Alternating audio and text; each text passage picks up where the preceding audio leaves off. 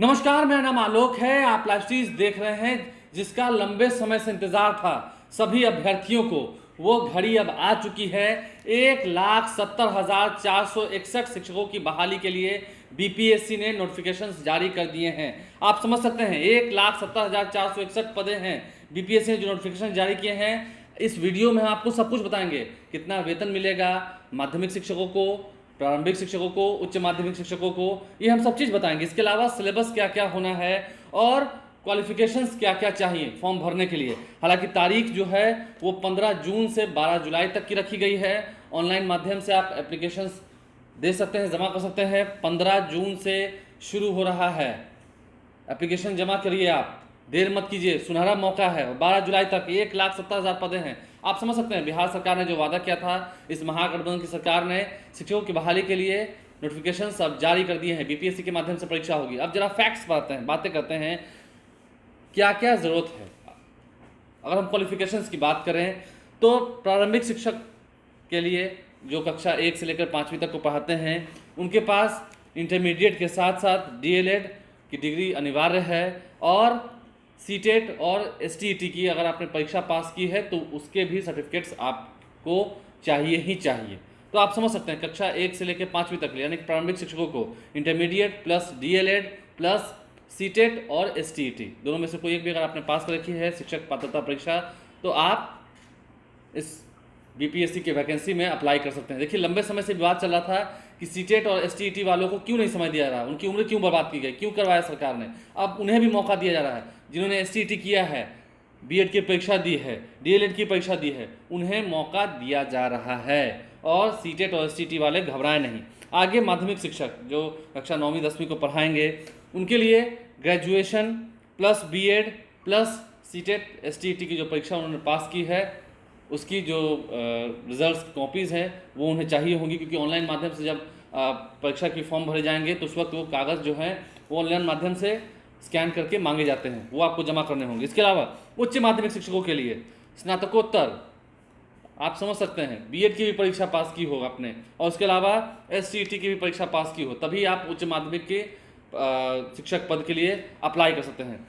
किसके लिए कितने पोस्ट जो हैं वो खाली हैं ये हम आपको बताएंगे। देखिए, अगर हम प्रारंभिक शिक्षकों की बात कर रहे हैं, प्रारंभिक शिक्षक के पद के लिए बात कर रहे हैं, तो 79,943 पदें हैं प्रारंभिक शिक्षकों के लिए।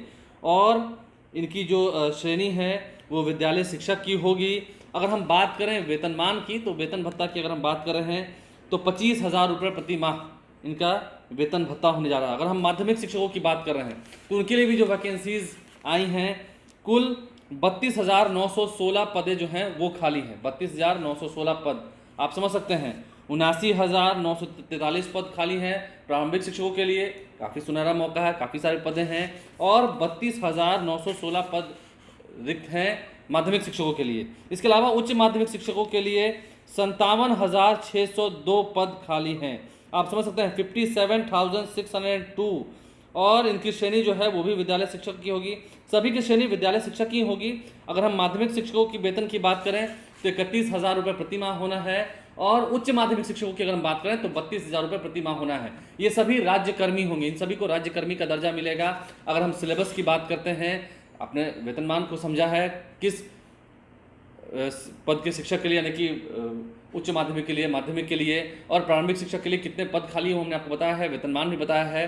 हालांकि उसके बाद जो और एडिशंस होते हैं शिक्षकों की वेतन में, वो सभी भत्ते जो हैं उसमें ऐड किए जाएंगे। लेकिन हमने जो वेतन भत्ता है उसके बारे में बताया है, जिसके बारे में जानकारी दी गई है। अगर हम बात कर रहे हैं सिलेबस की, तो सिलेबस में एनसीईआरटी की बुक जो कि पढ़ाई जाती है उससे जुड़े हुए सवाल आपको ज़रूर पूछे जाएंगे।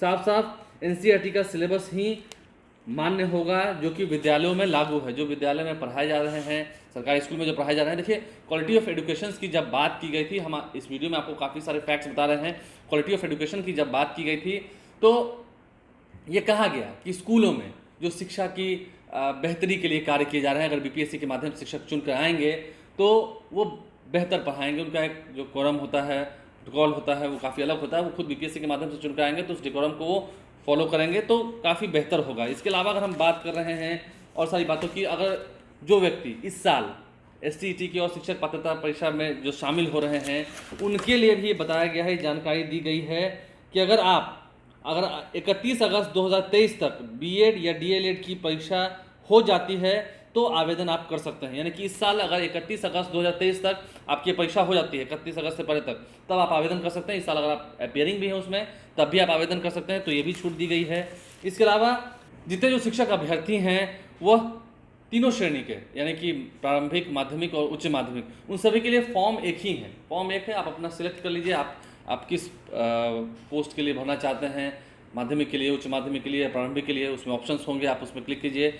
और इसके अलावा परीक्षा जो होगी वो अलग अलग होगी। अगर हम परीक्षा में शनिवार अगर हम क्वालिफाइंग अंक की बात करें तो जो फिलहाल जानकारी निकल के आ रही है, जो क्वालिफाइंग अंक होंगे वो सामान्य के लिए 40% होंगे, ओबीसी के लिए 36.5% होंगे, ईबीसी के लिए 34% होंगे तथा SC ST और महिला दिव्यांग के लिए 32% का जो क्वालिफाइंग अंक है कुल मार्क्स का वो तय किया गया है। तो कहीं ना कहीं तैयारी जो है वो पूरी कर ली गई। देखिए शिक्षकों की अगर हम बात करें तो शिक्षक अभ्यर्थियों ने खूब धरना प्रदर्शन किया, खूब हुंकार भरी, सड़कों पर कई बार लाठियां भी खाई, लेकिन अब जब राज्यकर्मी का दर्जा मिलना है तो तैयारी जो है आपको पूरी करनी होगी।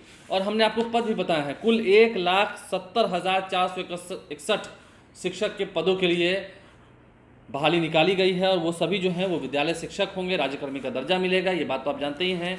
अगर हम फिर से आपको डेटा बता दें तो कुल 79,943 पदें जो हैं वो प्रारंभिक शिक्षकों के लिए रिक्त हैं, उनके लिए आवेदन मांगे गए हैं। माध्यमिक शिक्षकों के लिए 32,916 पद खाली हैं। वहीं उच्च माध्यमिक शिक्षकों के लिए 57,602 पद जो हैं वो रिक्त हैं, उनके लिए वैकेंसीज निकली हैं। तो ये सुनहरा अवसर है, अब आप देर ना करें। क्या कुछ तैयारी करनी है, कैसे कैसे क्वेश्चंस आएंगे, कितने वेतनमान होगा, वो तमाम चीज़ें हमने आपको इस वीडियो में बताई हैं। टेक्स्ट बुक कौन सी पढ़नी है, देखिए जो टेक्स्ट बुक आती है, कई सारी किताबें मिलती हैं, आप अगर विस्तार से पढ़ेंगे क्योंकि MCQs का भी सामना आपको करना होगा। खास करके अगर हम पेपर 1 की बात करें, पेपर 2 की बात कर रहे हैं तो उसमें क्योंकि इंग्लिश की भी परीक्षा देनी है, इंग्लिश के अलग से जो सब्जेक्ट होंगे उसमें आपको पास होना है। फिलहाल आगे और जानकारी जो निकल के आएंगे हम आपको अवगत कराएंगे, लेकिन जो BPSC के माध्यम से अब परीक्षाएँ होनी हैं, बिहार लोक सेवा आयोग परीक्षा लेने जा रहा है।